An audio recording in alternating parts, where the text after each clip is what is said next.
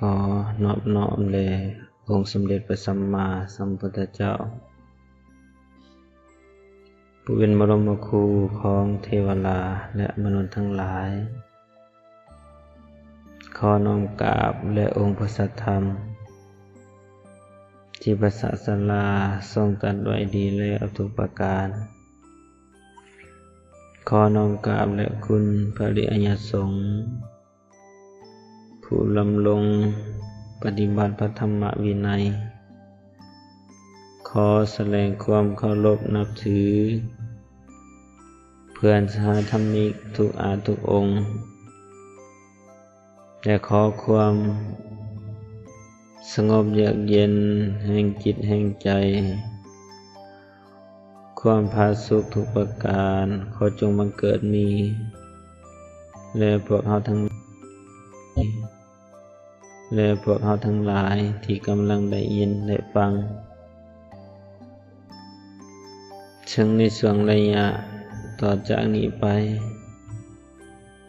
ข้าน้อยเองหรืออาตมาขอถือโอกาสกล่าวธรรมิกถาเพื่อเป็นการ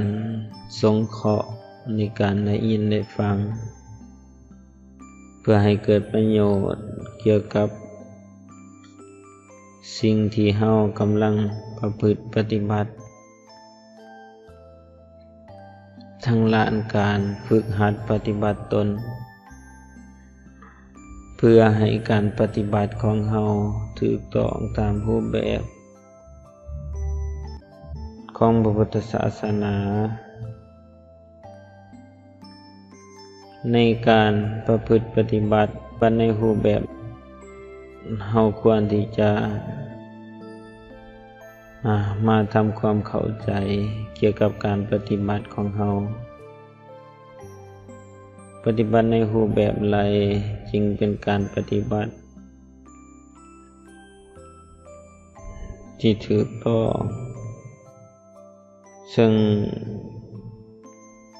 ในการปฏิบัติที่ถูกต้องนี้เพิ่นจึงจัดว่าเป็นการปฏิบัติที่ประเสริฐ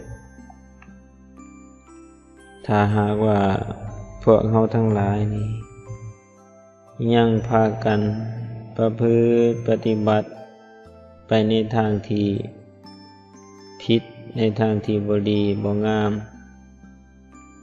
แสดงว่าพวกเราทั้งหลายนี้ยังบ่พากันปฏิบัติอย่างประเสริฐฉะนั้นเมื่อเราจะเข้าสู่จุดในชีวิตเราจะต้องศึกษาไปตามลำดับปฏิบัติกันไปตามลำดับและฝึกฝนอบรมตนไปตามลำดับฉะนั้นในการถือเอาการปฏิบัตินี่สมัยก่อนเขาก็ถือการปฏิบัติมาเหมือนกันซึ่งเราจะเคยเห็นว่า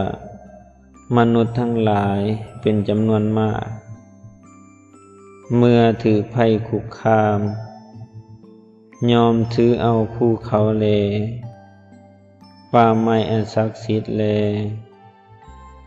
สวนอันศักดิ์สิทธิ์ลูกค้าเจรีว่าเป็นที่พึ่งของตนสิ่งทั้งหลายเหล่านั้นบ่แม่นที่พึ่งอันเกษมสูงสุดนั่นบ่แม่นที่พึ่งอันประเสริฐส่วนผู้ใดถือเอาสิ่งนั้นเป็นที่พึ่งแล้วยอมบ่หลุดพ้นไปจากความทุกข์ทั้งปวงได้แต่ส่วนผู้ใดถือเอาพระพุทธเอาพระธรรมเอาพระสงฆ์เป็นสรณะแล้วเห็นแจ้งในอริยสัจสี่ด้วยปัญญามีความเห็นอันถูกต้องว่านี่ทุกข์เหตุให้เกิดทุกข์เป็นอย่างนี้ความลับบ่เหลือแห่งทุกข์เป็นอย่างนี้เห็นแจ้งในอริยมรรคประกอบไปด้วยองค์8อันประเสริฐ ซึ่งเป็นเครื่องทำให้ความเข้าไปสงบระงับแห่งทุกข์นั่นแลเป็นที่พึ่งอันเกษมนั่นคือที่พึ่งอันสูงสุดในชีวิตผู้ใดถือเอาที่พึ่งนั้นแล้วยอมหลุดพ้นไปจากทุกข์ทั้งปวงพวกเฮาทั้งหลายที่พากันมากล่าวสาธยายพุทธานุสติธัมมานุสติสังฆานุสติหรือกล่าวคำสดุดีนี่ถือว่าพวกเฮาทั้งหลายถือเอาคุณพระรัตนตรัยเป็นที่พึ่งเป็นที่สรณะทางด้านจิตใจแต่ว่าการที่เฮามาระลึกถึงพระพุทธพระธรรมพระสงฆ์แล้วเฮาจะเห็นอย่างไรที่เมื่อเฮาระลึกแล้วเฮาจะต้องเข้าใจว่าการที่เฮาระลึกถึงพระศาสดาหรือธรรมะของพระศาสดานั้นเฮาควรที่จะประพฤติปฏิบัติให้ถูกต้องแม้แต่การศึกษาพระพุทธเจ้ายังกล่าวว่ามีการศึกษาไปตามลำดับการที่เฮาเคารพนับถือพระศาสนาเนื่องจากเฮาจะเคารพนับถือแล้วเฮาทั้งหลายนี่ควรที่จะศึกษาคำสอนไปตามลำดับเหมือนกันเมื่อไรที่เฮายังศึกษาคำสอนทางพระพุทธศาสนานี่ไปตามลำดับเฮาจะเกิดความเข้าใจไปตามลำดับเมื่อเกิดความเข้าใจไปตามลำดับเฮาก็จะปฏิบัติถูกต้องไปตามลำดับเช่นกันฉะนั้นพวกเฮาทั้งหลายมาพากันนั่งประพฤติปฏิบัตินี้มาเจริญสมาธินี้ก็ยังถือว่าปฏิบัติไปตามลำดับซึ่งอยู่ในไตรสิกขานั้นพระพุทธเจ้าเพิ่นจึงสอนให้ศึกษาไตรสิกขาว่าศึกษาในศีลเห็นบ่ปฏิบัติพื้นฐานแม้นแต่ตอนที่เฮากำลังก้าวเข้ามาสู่วัดป่าแม้แต่ญาติโยมจะให้ทานก็ยังพากันไหว้พระสมาทานศีลนี่ถือว่าการปฏิบัติไปตามลำดับส่วนครูบาอาจารย์พระอุปัชฌาย์ก็จะให้ศึกษาไปตามลำดับเหมือนกันคือศึกษาอย่างยิ่งในศีลศึกษาอย่างยิ่งในสมาธิคือฝึกจิตและศึกษาอย่างยิ่งในปัญญาและศึกษาอย่างยิ่งในปัญญาฉะนั้นพระศาสดาของเฮาจึงกล่าวว่าภิกขุทั้งหลายพวกท่านทั้งหลายจงพากันเจริญสมาธิเถิดภิกขุผู้มีจิตเป็นสมาธิแล้วยอมหูไล่ตามความเป็นจริงหูไล่ตามความเป็นจริงซึ่งอันไรหนอนี่เมื่อเฮาพากันฝึกจิตอยู่อย่างนี้พระพุทธเจ้ากล่าวว่าคู่จริงอย่างยิ่งเป็นอย่างไรถ้าหากเฮาจิตใจยังบ่มั่นคงยังบ่ทันเห็นแจ้งในอริยสัจพระพุทธเจ้าของเฮาจึงให้พาพวกเฮาทั้งหลายนี่ให้พากันปฏิบัติว่าให้พากันเจริญสมาธิอันไรที่จะคืออริยสัจสี่อันประเสริฐให้พากันปฏิบัติหูว่าทุกข์เป็นอย่างนี้เหตุให้เกิดทุกข์เป็นอย่างนี้ความลับบ่เหลือแห่งทุกข์เป็นอย่างนี้ขอปฏิบัติไปเพื่อความลับบ่เหลือแห่งทุกข์เป็นอย่างนี้ภิกขุทั้งหลายภิกขุจงพากันเจริญสมาธิเถิดภิกขุผู้มีจิตเป็นสมาธิแล้ว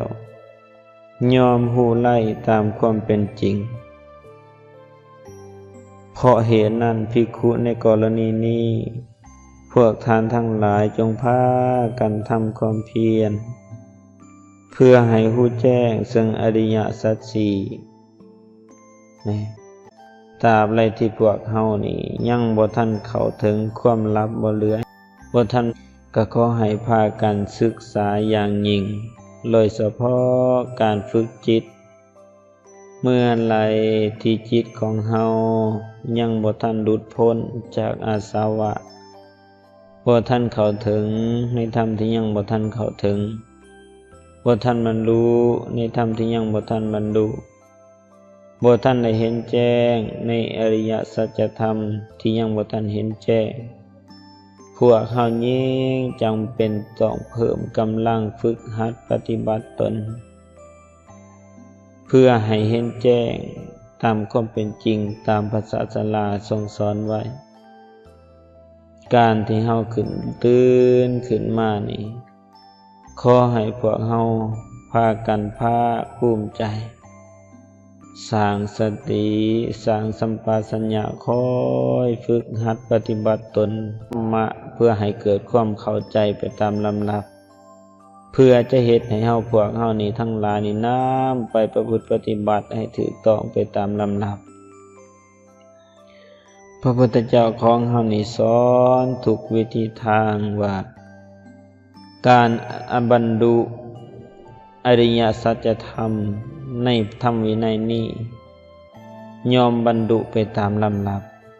ยอมมีการศึกษาไปตามลำดับปฏิบัติไปตามลำดับและบรรลุมรรคผลไปตามลำดับนี่เหมือนกับเฮาเรียนทั่วไปก็เหมือนกันเฮาจำเป็นแม้นว่าเฮาบ่เข้าใจเฮาก็ควรที่จะต้องศึกษาไปตามลำดับเหมือนกันฉะนั้นในการปฏิบัติธรรมเพื่อให้บรรลุมรรคผลอันสูงสุดเฮาก็ควรที่จะศึกษาไปตามลำดับตามไปหาพระพุทธเจ้า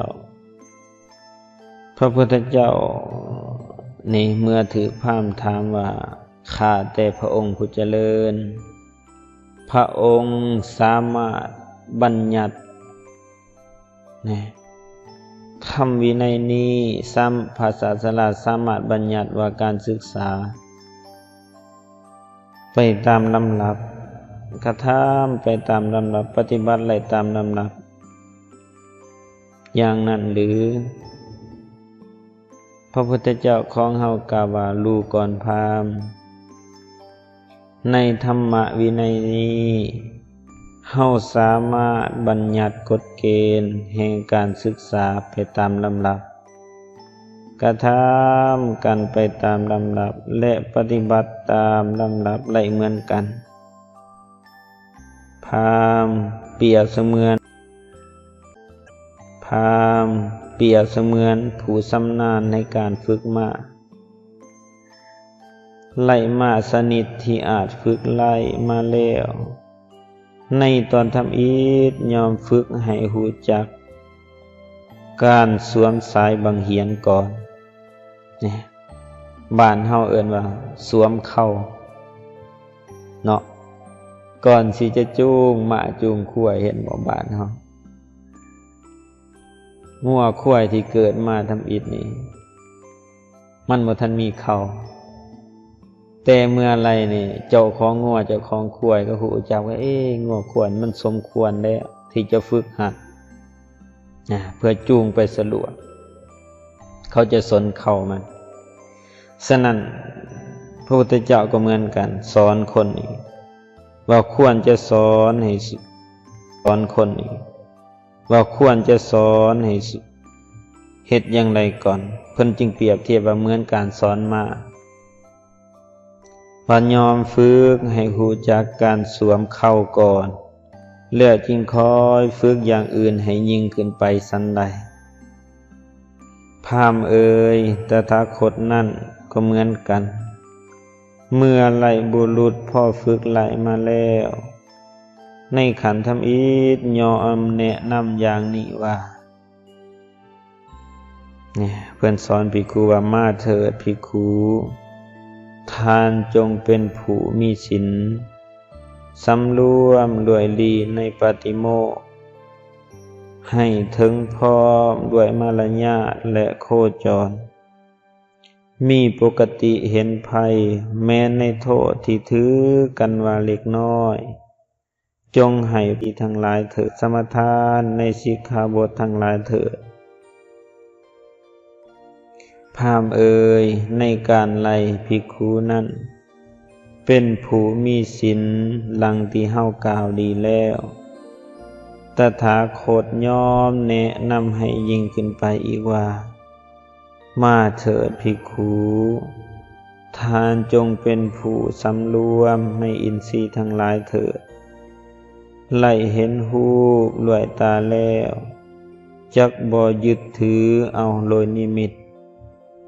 เนี่ยคือบ่ถือเอาทั้งหมดในกำลังที่เห็นหรือบ่ว่างามหรือขี้ร้ายพอไปยึดเอามาสู่จิตสู่ใจและบ่ยึดถือเอาโดยอนุพยัญชนะคือถือเอาภาคส่วนใดภาคส่วนหนึ่งที่เฮายินดีอกุศลคืออภิชาและโทมนัสมักไหลไปตามอารมณ์เพราะการบ่สำรวมจักขุไหลเป็นเหตุเฮาจักสำรวมอินทรีย์นั้นไว้เป็นผู้รักษาสำรวมจักขุนสี่หลังนี้เพิ่นสอนพวกเฮาให้พากันเนื่องจากจะสังรวมในสิกขาบทคือปฏิโมกข์อภิสัมมาจารมรณะและโคจรสถานที่ควรไปและบ่ควรไปแม้นแต่โทษที่ถือกันว่าเพียงเล็กน้อยสอนให้พวกเฮาทั้งหลายนี่คอยระมัดระวังนี่สำหรับพระภิกขุญาติโยมก็เหมือนกันศีลของตนนี่โดยเฉพาะคือศีล5นี่ก็บ่ให้ถือกันว่าแม้นแต่โทษนั้นก็บ่ให้ถือกันว่าแม้นแต่โทษที่ถือกันว่าเพียงเล็กน้อยบ่ควรประมาทว่าศีลข้อนี้บ่เป็นหยังหรอกผิดหน่อยเดียวนี่ฉะนั้นก็คือการพระภิกขุพุทธเจ้าจึงสอนว่าอย่าประมาทความผิดที่ถือกันว่าเพียงเล็กๆน้อยๆอย่าประมาทอย่าดูหมิ่นความผิดแม้แต่ในโทษนั้นจึงสอนให้พวกเฮาทั้งหลายพากันสังรวมหูสังรวมตาสังรวมหลังสังรวมลิ้นสังรวมกายสำรวมใจบ่ให้ไปยึดถือเอาโดยนิมิตนี่คือการรวบถือเอาทั้งหมดที่เกิดจากการเห็นการได้ยินได้ฟังและบ่ให้ถือเอาเป็นส่วนๆนี่เป็นถือเอาเป็นส่วนๆเป็นอย่างไรคือเฮาเป็นอย่างไรคือเฮาไปถือเอาบางสิ่งบางอย่างที่เกิดความยินดีหันในหูเสียงกลิ่นรสโผฏฐัพพะธรรมารมณ์หรือบ่ถือเอาเป็นส่วนๆคือบ่รังเกียจเกิดความเบื่อหน่ายนี่บางครั้งเฮาได้ยินเสียงบ่ม่วนนี่สั่งเห็นรูปที่คนที่เฮารังเกียจนี่สั่งเนี่ยนะเพิ่นจึงว่าถือเอาเป็นส่วนๆเฮ็ดให้จิตใจของเฮาเกิดสภาวะบ่ปกติจิตใจที่ขุ่นมัวฉะนั้นการปฏิบัตินี้จึงฝึกจิตใจให้อยู่ที่ความพอดีบ่หลงไปในที่หักมักไปในทางที่สั่งเพิ่นจึงให้สังรวมหูตาหลังลิ้นกายใจบ่ยินดีในอิทธารมณ์และบ่ยินร้ายในอนิจฐารมณ์การใดบ่พอใจพวกเฮาทั้งหลายปฏิบัตินี่ฝึกหัดจิตใจให้มั่นคงเพิ่นจึงสอนให้เจริญสมาธิฉะนั้นพระพุทธเจ้าก็เหมือนกันสอนพวกเฮานี่ให้ฝึกหัดปฏิบัติกันไปตามลำดับพระพุทธเจ้าจึงกล่าวว่าพราหมณ์เอ่ยในการใดที่ภิกขุนั้นสำรวมอินทรีย์เช่นที่เฮากล่าวไว้ดีแล้วตถาคตย่อมแนะนำให้ยิ่งขึ้นไปอีกว่ามาเถิดภิกขุพวกท่านจงเป็นผู้หูประมาณในการบริโภคอยู่เสมอจงพิจารณาโดยแยบคายแล้วจึงสรรบทโภชนะนั้น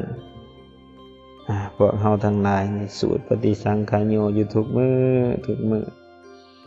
แต่ว่าหาหรือยังคือการสรรของเฮา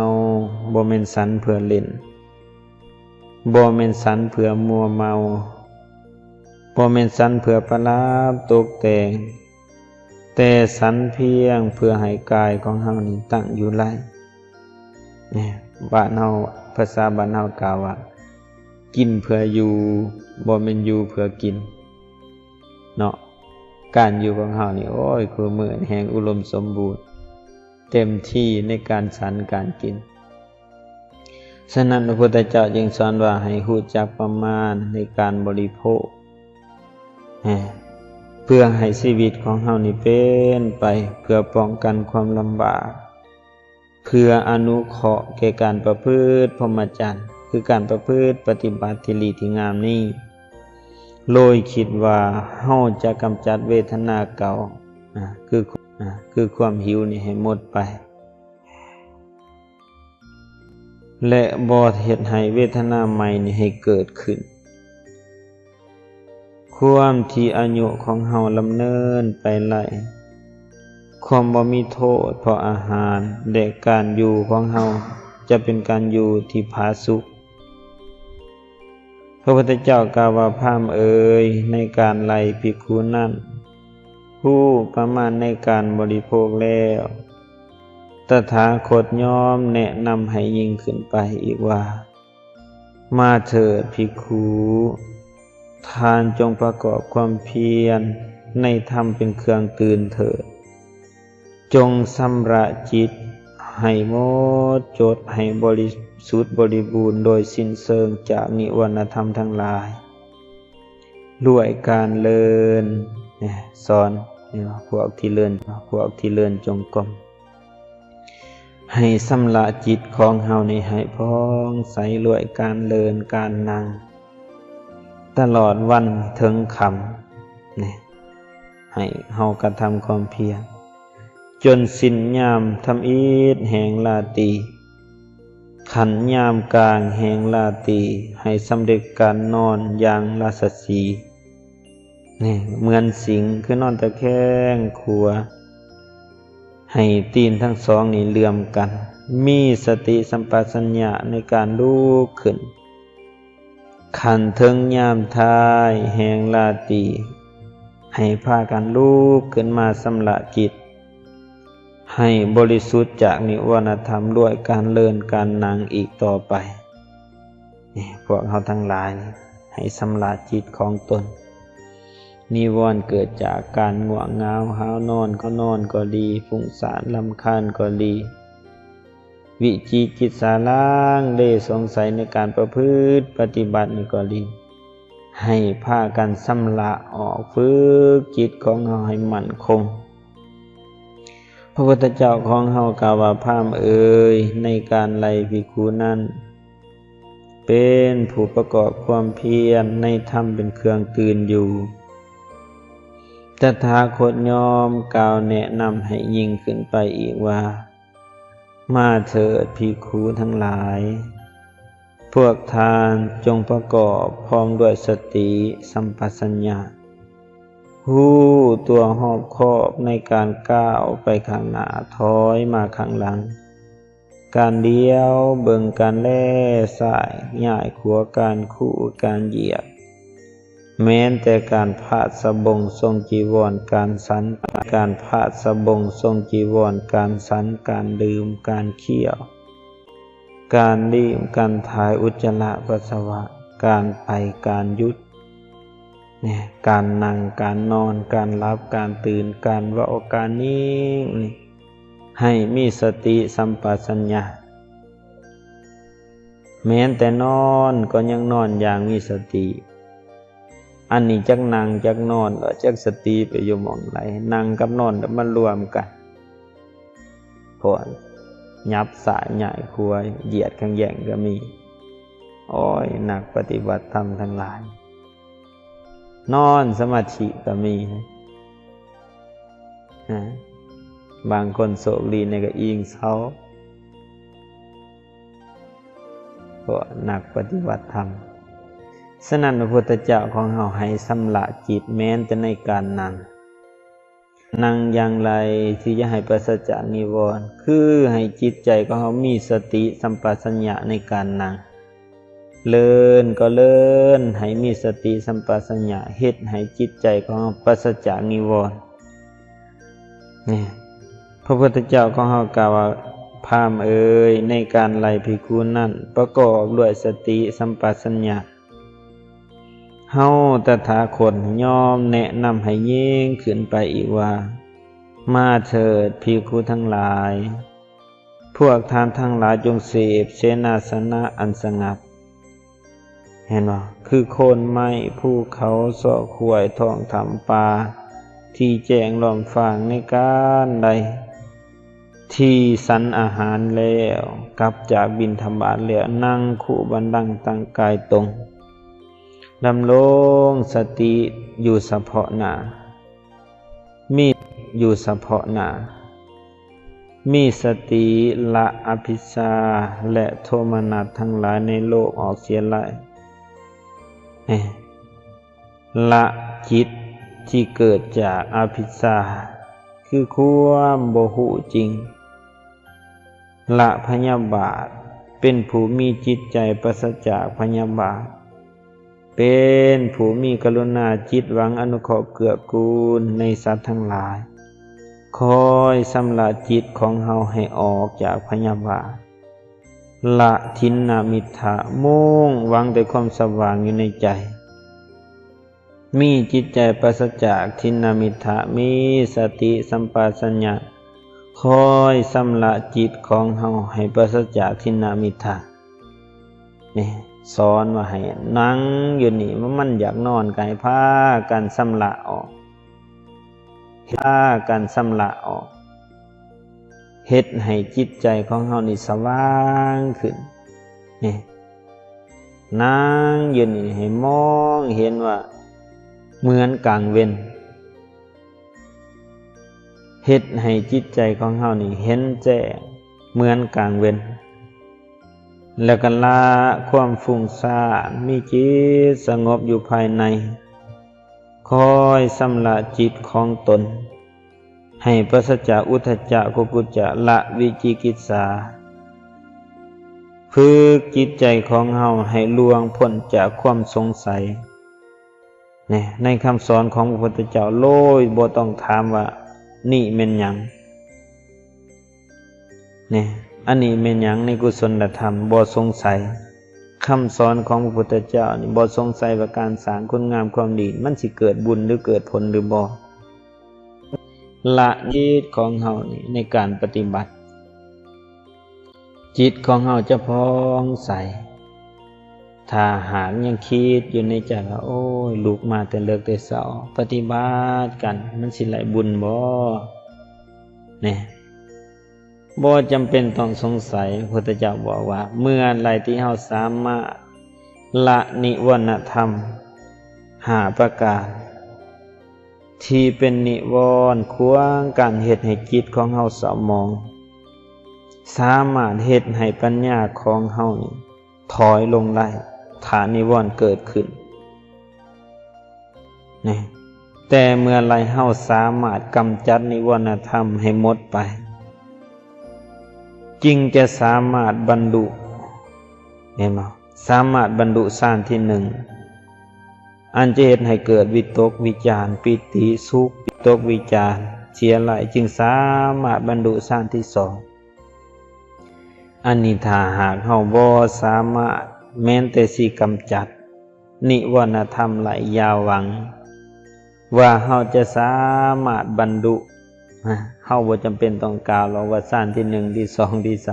3เพียงแต่มีสติสัมปชัญญะรู้เท่าทันจิตของตนบ่มีกิเลสบ่มีนิวรณ์เกิดขึ้นในจิตในใจนี่สามารถละสุขและละทุกข์เสียไล่เฮ็ดให้ลาภหายไปทั้งโทมนัสและโสมนัส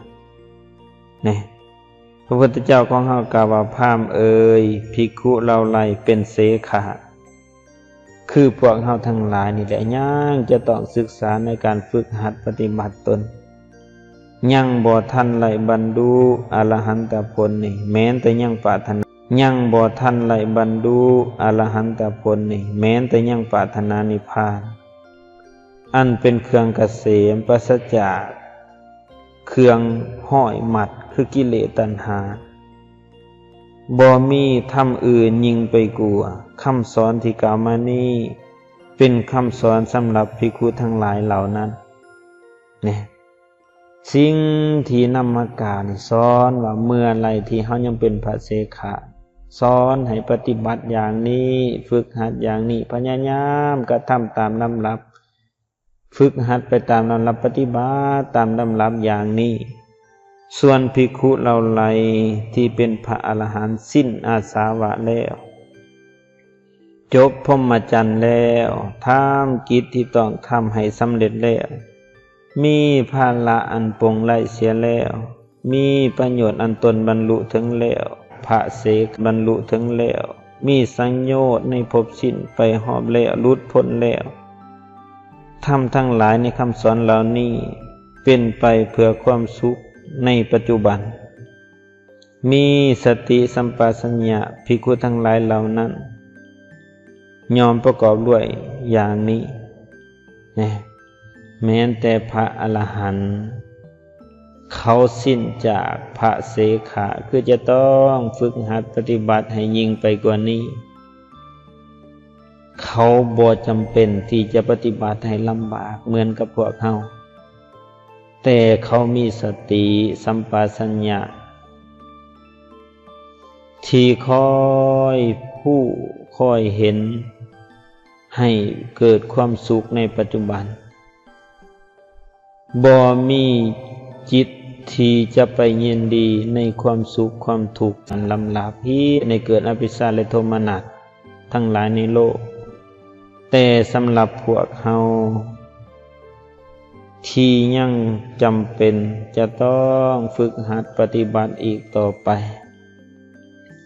ขอให้พวกเราทั้งหลายนี้พากันสร้างความอดสร้างความทนคอยพยายามฝึกหัดปฏิบัติไปตามลำดับเพียรหูไปตามลำดับศึกษาไปตามลำดับจะเฮ็ดให้เฮานี่เห็นแจ้งในหลักธรรมคำสอนของพระพุทธเจ้าถ้าหากเฮาเข้ามาอยู่วัดอยู่ว่ามาบวชตั้งแต่โลนบ่พากันฝึกหัดอบรมตนบ่คอยฝึกหัดปฏิบัติไปตามลำดับเพียรหูไปตามลำดับนี้เฮาจะบ่เข้าใจและจะบ่สามารถกำจัดอาสวะกิเลสที่เกิดขึ้นมาในจิตในใจของเฮาได้แม้นญาติโยมก็เหมือนกันแม้นว่าเฮาจะเชื่อมั่นในคำสอนของพระพุทธเจ้าเฮาจะเชื่อมั่นให้ยิ่งขึ้นไปยอมมาจากการได้ยินได้ฟังได้ศึกษาได้ปฏิบัติไปตามลำดับถ้าหากเฮาบ่ศึกษาไปตามลำดับแม้นเฮาจะเชื่อแต่เฮาจะบ่มีความเข้าใจว่าพระพุทธเจ้าสอนอันสูงสุดเป้าหมายในพุทธศาสนาอันสูงสุดลำดับที่จะก้าวเข้าไปสู่คำสอนที่เป็นแกนสารอันสูงสุดนั้นคืออันไรฉะนั้นพระพุทธเจ้าจึงกล่าวว่าภิกขุทั้งหลายพรหมจรรย์นี้บ่แม่นเพียงแต่มีลาภสักการะเสียงสุดนี้บ่แม่นเพียงลาภสักการะเสียงสรรเสริญเยินยอเป็นอานิสงส์ภิกขุทั้งหลายบ่เพียงแต่เป็นผู้มีศีลสมบูรณ์เป็นอานิสงส์พรหมจรรย์นี้บ่เพียงแต่เป็นผู้ฝึกจิตให้เกิดสมาธิเป็นอานิสงส์พรหมจรรย์นี้บ่แม่นเกิดญาณทัศนวิมุตติเป็นอานิสงส์แต่พรหมจรรย์นี้คือเจโตวิมุตติและปัญญาวิมุตตินั่นแลเป็นอานิสงส์เป็นเป้าหมายบ่งบอกพวกเฮาทั้งหลายให้ศึกษาปฏิบัติไปตามลำดับจนกว่าจิตจะหลุดพ้นคือเจโตวิมุตติปัญญาวิมุตติปัญญาอันหลุดพ้นจากอาสวะทั้งปวงจึงเป็นอานิสงส์แกนสารในการปฏิบัติของพวกเฮาทั้งหลายที่เป็นชาวพ้นจากแกนสารในการปฏิบัติของพวกเฮาทั้งหลายที่เป็นชาวพุทธเพื่อให้พ้นจากทุกข์ทั้งปวง เป็นผู้ปราศจากกิเลสเป็นผู้ปราศจากทุลีเครื่องเศร้าหมองสามารถกำจัดอาสวะพ้นจากวัฏสงสารแห่งความเกิดความแก่ความเจ็บความตายนี่เป็นเป้าหมายที่พระพุทธเจ้าบอกสอนว่าให้พวกเราทั้งหลายพากันปฏิบัติให้เกิดความเบื่อหน่ายในวัฏสงสารนี่การเกิดแต่ละครั้งยอมเป็นทุกข์เรื่อยไปจึงสอนให้พวกเรานี่ปฏิบัตินี่เพื่อให้กำจัดทุกข์แต่ละภพแต่ละชาติที่เราเกิดมาให้หมดไปฉะนั้นเราจำเป็นที่จะต้องฝึกหัดปฏิบัติไปตามลำดับตามคำสอนที่พระพุทธเจ้าทรงบอกทรงสอนอันไรที่ภาษาศาลาของเฮานี่เพื่อหวังประโยชน์เกื้อกูลด้วยความเอ็นดูกิจอันนั้นพระพุทธเจ้าก็สอนมาหมดทุกสิ่งทุกอย่างให้พวกเฮาปฏิบัติเอาเองแม้แต่ภิกขุในสมัยพระพุทธเจ้าก็เหมือนกันพระพุทธเจ้าก็สอนมีแต่เป็นเพียงผู้บอกทางให้ปฏิบัติเอาเองแม้นพระพุทธเจ้าสิสามารถปฏิบัติให้อาสวะกิเลสของภิกขุทั้งหลายให้หมดไปได้ฉะนั้นในการสอนของพระพุทธองค์ให้พวกเราทั้งหลายนี่พากันตั้งใจให้ศึกษาไปตามลำดับ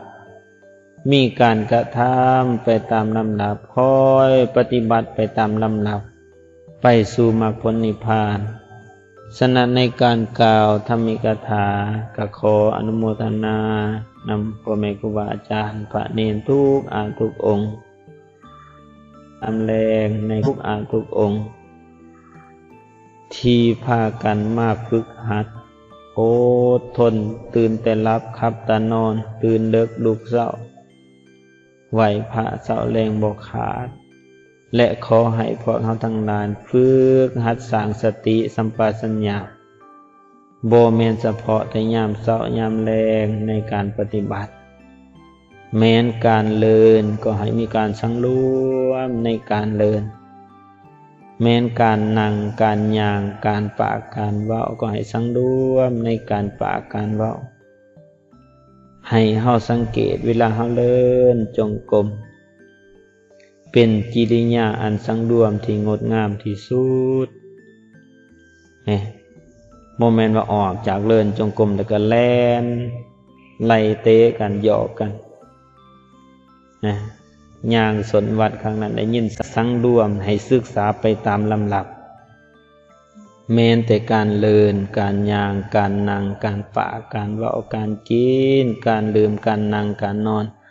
ให้สร้างสติสัมปชัญญะในอิริยาบถเล็กๆน้อยๆนี่เพื่อให้เห็นแจ้งในอิริยาบถเล็กๆน้อยๆนี่ก้าวขึ้นไปจนกว่าเห็นให้จิตใจของเฮาบริสุทธิ์พ้นจากอาสวะคืออภิชาและโทมนัสทั้งหลายในโลกฉะนั้นในการกล่าวธรรมิกถานี่ก็ขอให้พวกเฮาทานทั้งหลายพยายามฝึกฝนอบรมจิตใจของเฮาเพื่อให้บรรลุในธรรมที่ยังบ่ทันบรรลุเพื่อให้เห็นแจ้งในอริยสัจที่ธรรมบ่ทันเห็นแจ้งขอให้พวกท่านทั้งหลายจงได้ตามความมุ่งหมายปรารถนามรรคผลนิพพานในอนาคตการอันใกล้โลยทุกการโมทุกองค์เทอญ